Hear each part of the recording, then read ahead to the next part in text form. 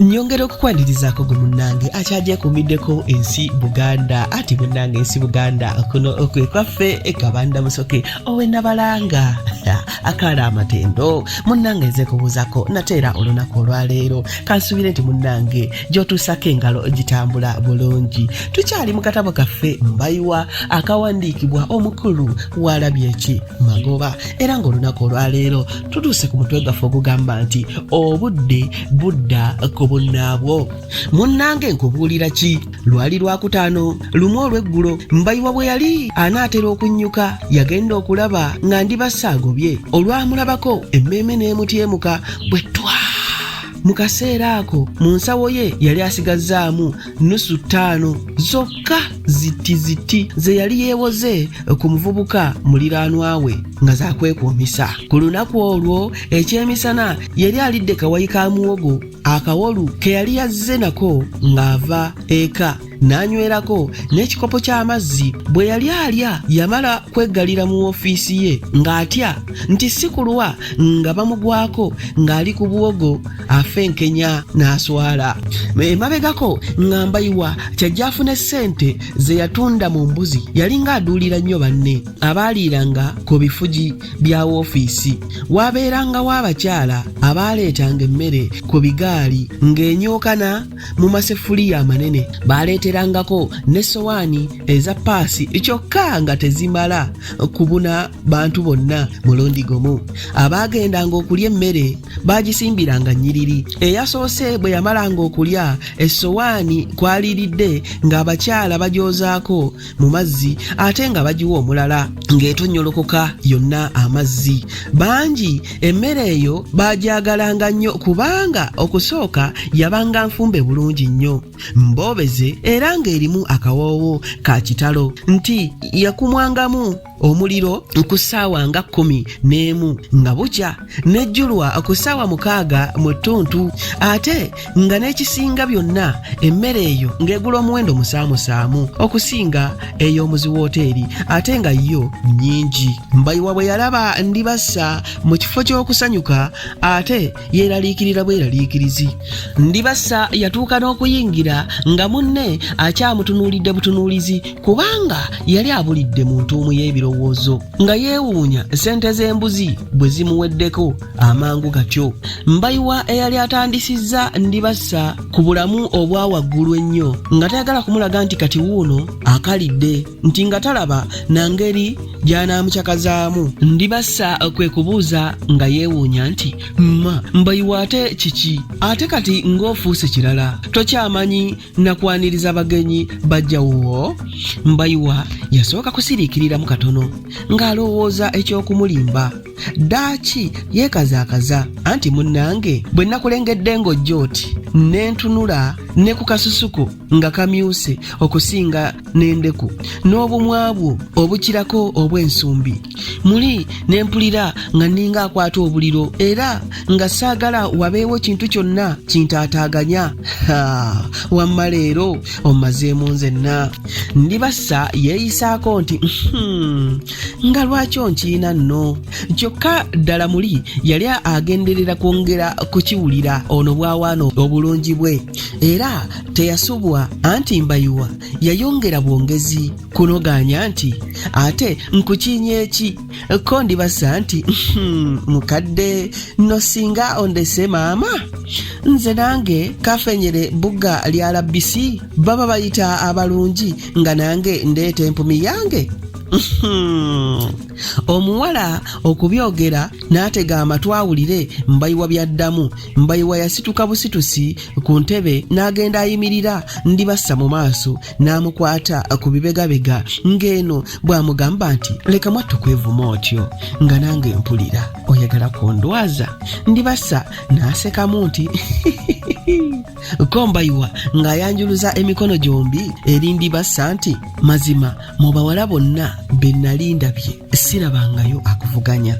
Ndibassa munda ng'asanyuze nnyo so kungulu ng'alalanga n'addamu nti Kale gwe weekinyire mukadde, ndaba abalenzi bwe mutyo. Mbayiwa nga bw'amukwata mu kiwato nga bw'atuula naye ku ntebe y'emu era nga bw'amwenyamwenya n'agamba nti kale mwatto ebyo gira tubireke mukwano. Ndibassa yakubiira ensingo era yeesigama ku kifuba kya Mbayiwa. Amangu ago Mbayiwa yatunulako ebweru n'asiba oluggi lwa woofiisi n'alyoka avumbagira Ndibassa n'amugwa mu kifuba era n'atandika okunywegera Ndibassa n'amaddu nga bw'awuukeera. Mu kaseera ako Ndibassa yali anywezezza nnyo Mbayiwa mu kifuba kye ekyali kibugujja n'okwagala nga tayagala kumuta. Ne Mbayiwa bw'atyo baatwalira ddala akaseera akawera nga bali bwe batyo.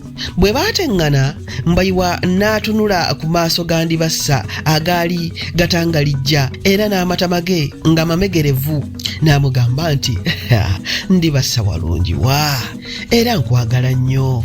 We yamalirayo ebyo nga yazzeemu dda okumuwambaatira era nga bombi mu mibiri gyabwe bawulira akabugumu nga koowulira akaakasana ak'ekisemerezi kooyota ng'oyagala nnyo naddala ng'olimu olusujjasujja oba koowulira ng'onaaba otuzzi otwokerera ng'empewo nnyingi ebweru.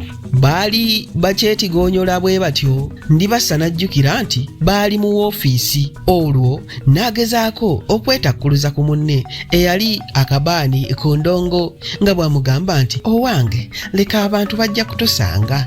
Mbayiwa nti oba batusange ndaba bino abantu bye basiiba bakola. Lwaki tubeera abakuusa ate nga kino kiri mu butonde kya buli muntu? Ndibassa yayimuka ate Mbayiwa nga bw'amugoberera n'agamba nti weewaawo kye tukola kya bwa muntu naye munnange wabaawo ebintu ebimu abantu bye batasuubirwa kukolera mu bifo ebimu. Mbayiwa ng'agezaako okuwambaatira munne kyokka Ndibassa nga bwe yeerwanako yeetakkuluze n'addamu nti nze obwo bwe bukuusa bwe saagala. Ekintu bwe kiba ekirungi kiba kirungi oba okikoleddewa oba okikoleddewa mu ngeri y'emu. Bwe kiba ekibi era kiba kibi awatali kufa ku kifo oba ekiseera. Ndibassa teyasobola kwefumintiriza Mbayiwa bye yali ategeeza okussa ekifundikwa ku byonna ng'agamba Mbayiwa nti wiikendi eno nzize kugimalawo ontwale mu njuyo gye waŋŋamba. Mbayiwa olwawulira ekyo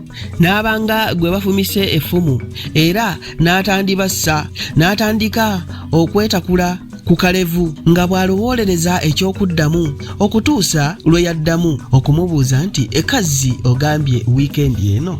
Ndibassa yaddamu mangu nti ye. Mbayiwa n'amulimba nti munnange okujja ewange sandigaanye naye abakadde eyo mu kyalo bampandiikidde ebbaluwa nga banneetaaga nnyo njagala kugenda enkya ndidda ku Sande. Ndibassa yaddamu nti abakadde nabo bali awo bakwonoonera wiikendi yo ndaba beebeeguya ggwe oba balina kye beetaaga okubayambamu be balina okujja eno. Gira ggwe ne tugenda mu sineema. Mukwano gwange yannyumiriza nti ekifaananyi ekiri mu Pax Cinema kinyuma nnyo. Ate enkya tugenda mu mazina mu kiraabu y'ekiro Florida.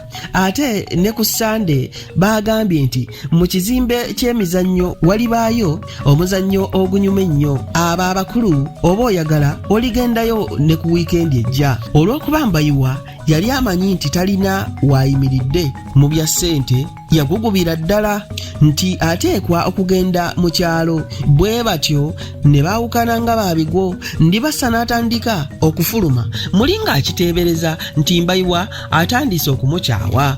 Ndibassa yali atuuka mu mulyango. Mbayiwa n'amukwata omukono n'amugamba nti bambi Ndibassa nkwegayiridde nnyo nkusaba odde ku wiikendi ejja kubanga olwo nja kuba nga siriiko yaye yonna. Ndibassa ng'agenderera okulumya Mbayiwa n'addamu nti baaba nange nsaaliddwa kubanga nange ku wiikendi ejja nsuubidde n'aba nfunyeeyo abaliba banneetaaga abannumirwa ennyo okusinga ggwe. Olwo n'afuluma ng'alinga atafaayo so ng'ayagala kuwuliza Mbayiwa kyaddamu alyoka ategeere obanga akatego ke kakwasizza. Mbayiwa ng'ajula na kukaaba maziga n'addamu nti wattu nsonyiwa nange sandyagadde kwabulira naye naawe abakadde obamanyi. Ndibassa yawujja omukono gwe ogwa ddyo ng'aguzza eri Mbayiwa n'ayogeza ne Kabyolingi nti sibamanyi ne yeekandagga n'agenda n'aleka Mbayiwa ng'aluzooledde. Ebyo nno siibisuseeko wano Kabanda Musoke kankwate eryandeese nzire Nabalanga Bukoba Kyaggwe tuddingana ate mu kitundu ekinaddako ng'ate nkuwa ebirala. Ayi Katonda kuuma Namulondo.